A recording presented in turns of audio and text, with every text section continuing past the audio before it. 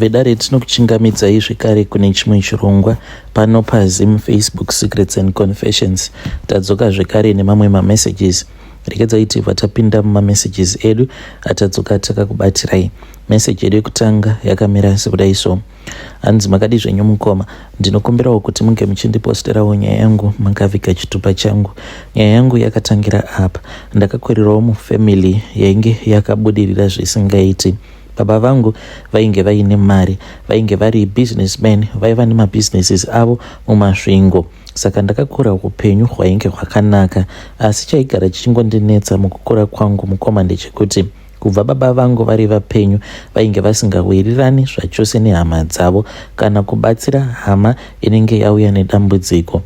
Vainge vasingabatsiri, vaitosarudza kuita mapati nemafriends avo vachidhakwa nekunwa, asi hama dzavo dzichipera kufa.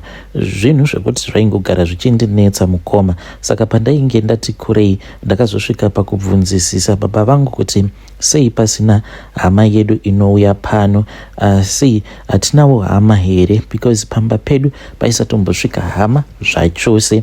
Asi baba vangu vakapindura kuti vanhu vekumusha varoi zvisingaiti, uye zvekare nekuda kwekunamata takabva tatongokurawo tiri vanhu vekuti takazviswededza kure nehama, nekuti ivo baba vangu vainge vari elder uye zvekare vari evangelist. Saka pakunoparidza paya vaita sekunge kana kuri kunzi iwewe kana wakabudirira muupenyu ukatanga kunamata, hama dzako haufaniri kuti unge uchinyanya kuzoita get close to them, nekuti dzinokwanisa kuzokupa shavi renhamo, especially hama dzedze dzekuti dzinenge dzichitambudzika uye zvekare vaya vanenge vagere kumamisha. Saka baba vangu vaiwanzokupa masemoni iwawo ekuti izvozvi tinenge tiri mutauni kudai tichinamata, asi kumusha uko zivai kuti havazi kuzorora nekuda kwenhamo yavo. Vazhinji vacho ndo vanorara vakamira vachideketerera mazita edu. Saka kana neni hama dzangu ndaitodzitya, ndaingoti kana ndikafunga kuti kuti tori nehama dziri kumusha, ndaibva ndati vanhu ivavo they are very evil hearted, vatori busy izvozvi vari kutodeketerera vachida kuti tinge tichitambura mabusinesses ababa ange achizofeila. So mukomana she ndakangokurawo ndini that attitude yekuti kumusha hakuendwi, and that was the reason as to why tainge tisingamboende kana kurufu kana because even gogo amai nyakubereka baba pavakafa, ivo baba vakaziviswa but vakatotaura vakati hauko handiende otherwise tinozorohwewa. Ko ndaikoziveiko kuti baba vangu ndo vainge vachikonzeresa, ende ivo vaiwanzokuti hama dzedu vainge vari varombo nekuda kwekuti vainge vasinganamati. Saka I hated my relatives, ndichivaona sekunge vainge vachida kuinvite the spirit of poverty into the family. Apa isusu tainge tiri busy tichinamata, tichitodzinga shavi racho renhamo kuti risaramba richingotenderera riri mudzinza. That is why ndakangokura ndine attitude yekuti munhu kana ari murombo, ndaiva nebelief kayake kuti munhu wese anotambura anoroya. Even pamba taiti kana tina maid watinenge tiinaye, dzimwe nguva ndaizotaimira kana arara paya, ndobva ndaenda kuspare bedroom kwake maid uya ndobva ndanomwaya salt padoor, ndichiitira kuti kana akazomuka achida kuti roya anobva azobondera. Especially hama dzekumusha ndainge ndisingadi kana kuvaona. Saka muupenyu hwangu ndakazongokura ndisingaende kumusha zvachose, kana kumafamily gatherings ndainge ndisingatomboende. Ende uye zvekare baba vedu vainge vakatiudza kuti we should never do anything like that. So takangokura tichingorarama ka private life kekuti tainge tisina hama, but vanhu vekuchechi ndo dzainge dzitori hama dzedu. So zvakazoitika mukomana chinde zvekuti amai vangu vakazofa, mainge muri mugore ra2016. Amai vangu vakashayika in an accident vachibva kuHarare vainge vachienda kumasvingo. Pakafa amai vangu ndipo pandakatoziva kutoti titori nehama, because musi wacho iwoyo baba vangu vakaita very desperate. Izvo zvinhu zvavo zvainge zvapanduka. Apa zvinhu zvavo zvapanduka kudaro, vainge vasingafaniri kuti vange vachiswedera padhuze nechitunha chaamai vangu. ende ivo vakazotondiudza kuti dai vainge vakaswedera padhuze nechitunha chaamai hama dzavo dzisati dzasvika uye zvekare nehama dzamhama dzisati dzasvika vaitotanga kutopenga. Sezvisinei nekuda kwekuti tiri vanhu vane mari, hama dzakauya mukoma, hama dzakabva kumusha dzikauya kuno kuHarare dzakamira nesu, then amai vakabva vazovigwa kuWarren Hills nekuti vainge vakataura kuti vaisada kuti mutumbi wavo unge uchinovigirwa kumusha kune vamwe, sezvo naivo vaiva nethat belief yekuti kana wonamata hama dzako dziya dzinenge dzigere kumamisha dzinenge dzichingokuroya chete. Saka vakabva vati handidi kuti ndige ndichienda kunovigwa kumusha nekuti vanhu ava vanokwanisa kuzoti kana ndafa paya vobva vazondimutsa vachindimutsa mudzimu wangu. So mukoma ndakazoti ndasara paya ndirini ndainge ndava kurana mabusiness because baba vangu vainge vava nenguva dzekuti vaingotanga kungotaura vega.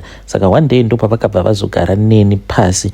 Vakati vagara neni pasi kudaro vakabva vazondiudza chokwadi chavo chose kuti vakanorombera kuMozambique uye zvekare pamba painge paine nyoka yainge iripo uye zvekare vakabva vati vakapiwa mazino emunhu, but mazino awa emunhu vakaramba kundiudza kuti mazino iwawo vakamaisa kupi. Vaingoti handizivi manje, handichazivi kuti ndakamaisepi. Munhu akaromba mukoma, even the smallest details anokwanisa kutongoita sekunge atokanganwa, but anenge achida kungovanziridza, achingovanziridza chete asingadi kubuda pachena.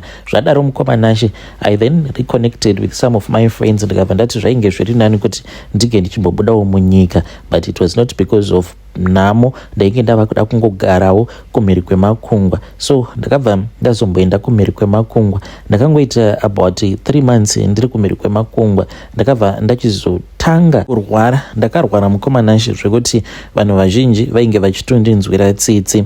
Then ndokubva ndazodzoka zvangu kuno kukuzimu. Ndakati ndadzoka kuno amai vangu vakabva vatanga kumuka chipoko, saka vainge vachiuya kuna baba. Saka baba vakabva vazonditi mwanangu chibvuma kutora zvinhu izvi. Saka baba vangu vakaenda vakanondirakidza panogara nyoka iyi. Saka nyoka iyi inogara padhuze neumwe muavocado. Ndakatoona kutoti patori nerimwe zimwena riripo ndoma inogara imomo. Saka nyoka iyi takati tasvikapo padhuze nezimwe avocado riya, then nyoka yacho ndokubva yabuda ikabva yatotanga kutotaura nababa. Ndakatovhunduka because inototaura kuita sekunge munhu chaiye, but painenge ichitaura unoita zvekungonzwa voice rayo munzeve dzako, not the way that we hear, but unoita zvekuinzwa, you feel it when it is talking to you. So mukoma Nashe, this snake, it spoke with my father, and then ndikabva ndazoudzwa kuti ndaifanira kuti ndinge ndichizotsvaga benzi iri ndaifanira kuti ndinge ndichizoribata chibharo for 4 months ndichirita mukadzi, then kana ndarita mukadzi for 4 months nyoka iyi inobva yazova yangu. So nababa takabva tazoronga, takapinda mutauni mukoma, tikaswera muswero wese wezuva tichitsvaka, because mazuva ano kazvinotinetsei unokwanisa kufungidzira kuti munhu uyu anotongopenga but ari munhu wemadrugs kana kuti chinenge chitori chigunduru. Apa taifanira kutsvaka munhu anotopenga, like munhu either anenge akaitirwa mhiko dzekuti apenge or vaive vanhu vanotongozvarwa vaine those mental health problems. Takazoti tamuwana umwe mukadzi ainge akatotakura zisaga rake uye nemazitsvina, then we then invited him to the car because tainge takabata plate yesadza. Saka akabva atanga kuseka mukadzi uyauya kuzonosvika benzi riya tichinosvika naro padhuze nemotikari. Musi wacho iwoyo tainge tichidriver munazve zvakaita zvimaChrysler buses, so that was what we were driving, chiya chine sliding door ndo chataiva nacho chimotikari ichocho. We then placed the food on the table. Akangoti achingonopinda baba vangu vachitovhara door, and then we got into the car and we drove back home. Benzi riya rakati riri busy richidya chikafu chiya chainge chiine mushonga uye zvekare ndokubva tazoripa benzi riya mvura yekuti ringe richizonwa. Saka mumvura umu tainge takaisa mushonga wekuti ringe richizobatwa nehope. Benzi iri rakati rabatwa nehope, we then took her inside ndokubva tazomuendesa upstairs. Then my father vakabva vanditi ndaifanira kuti ndinge ndichizoita naro bonde benzi iri pamubhedha wavo, saka takabva tazotora mahandcuffs and then we cuffed benzi iri kumakumbo uye zvekare nekumaoko and we gagged her. Mukomana ishi rakazotiramuka paya, ndipo apo pandakabva ndachizoenda mubedroom mababa ndikatanga kutaura naro. Rakatanga richiita hasha, but ndaiva nemamwe machocolate bars andaiva naro, saka ndakabva ndazotanga kuridyisa machocolate bars aya ndokubva ratotanga kutoseka paya. Mukoma mushure mekunge benzi riya ratanga kundifarira, ndopandakabva ndazoribvisa mahandcuffs andainge ndakarisunga naro kumakumbo uku, then ndokubva ndatanga kuita bonde naro risina kugeza, risina kuita sei. Neniwo ndainge ndakanzi for 4 months idzodzo patindenge ndichiribata chibharo handaifanira kuti ndinge ndichizogeza kana kuita sei. Zvino benzi iri ndakazosvika pakurizvarisa mwana, but mwana uyu takabva tachizomutora because mwana uyu akabuda ari premature.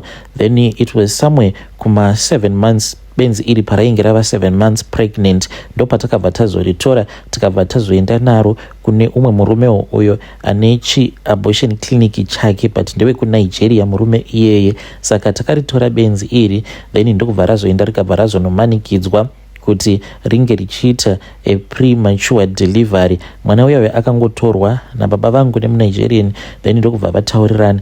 Mwana uyu akangochema only once, akati achema kudaro ndopandakabva ndazongonzwa ati zii. Mukomanashi mwana uyu akatoita zvekutopondewa nababa vangu. Mushure mekunge apondewa then pane zvatakazopiwa pamaparts ake mwana wangu, then tikabva tazodzoka nazvo kumba. Baba vangu vainge vaine rimwe zibasket, mubasket imomo ndo mavakanditi kana pachidiwa mapatsi emunhu ndo maunoisa mapatsi emunhu umo. Mukomanashi saka takabva tazoisa mapatsi ake mwana wangu mubasket memuya. Nyoka yeye ndikatoiona yakatobuda, but musi wacho iwoyo yakatobuda ine maoko uye zvekare nemusoro wemunhu. Yakabva yatouya paya ikabva yatotanga kutodya mapatsi aya emwana wangu. Yapedza kudya kudaro yakabva yazongoshanduka kutoita nyoka ine musoro uri normal, then ndobva yatodzokera ikanopinda mumwena. Saka nyoka iyi iyo ndiyo inondipa mari uye ndiyo inopa zvekare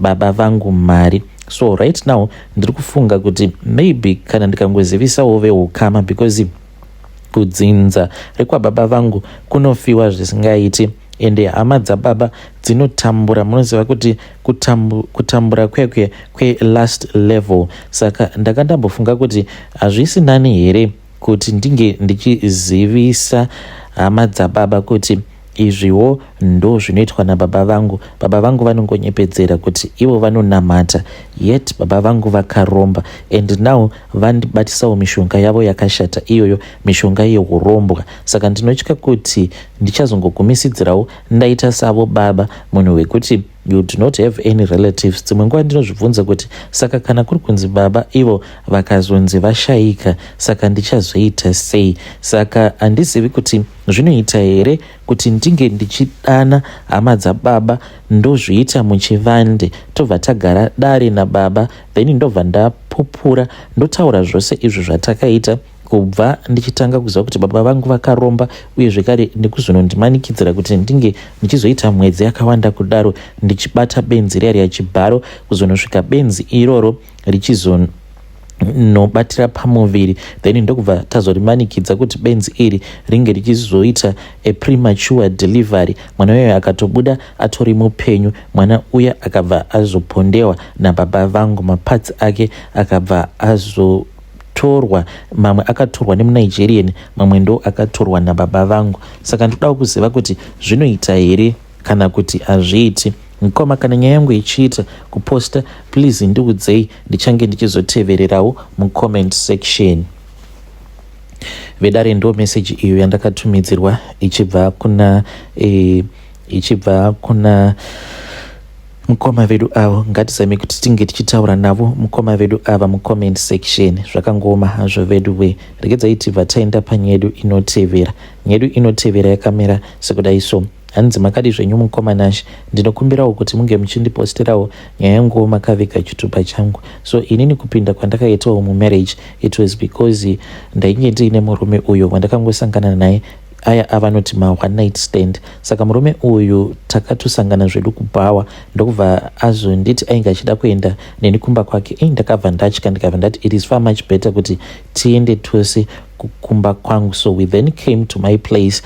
Zvino akazoti mangwana acho makuseni akamukira ari makuseni achiti ainge achida kudzokera kumba since he was a married guy. Saka mukuzonoita zvinhu zvake nekumhanya ndopa akabva azokanganwa juzi rake. Akati akanganwa juzi rake riya, then ndakabva ndazoritora juzi riya ndikabva ndaenda naro kune vamwe madzimai vakabva vazorigadzira juzi rake iroro. So akabva atanga kuzonetsana nemukadzi wake kuzonosvika achizononditora ndikatoita mukadzi wake. Ndakatoroorwa mukoma ndikatochata naye, yet the first wife vainge vasina muchato. So I feel really happy about what happened, even though ndakamushandisira mishonga yakashata. Ndiyo confession yangu mukoma. Kana mukaposta nyaya yangu ndiziviseiwo, ndoda kunzwawo kuti vanhu mudare vachati kudii nenyaya yangu. Ko ndaifanira kuti ndinge ndichizoitawo sei? Ndainge ndaneta nemahook up sleep overs nekuva a side chick to a couple of married men.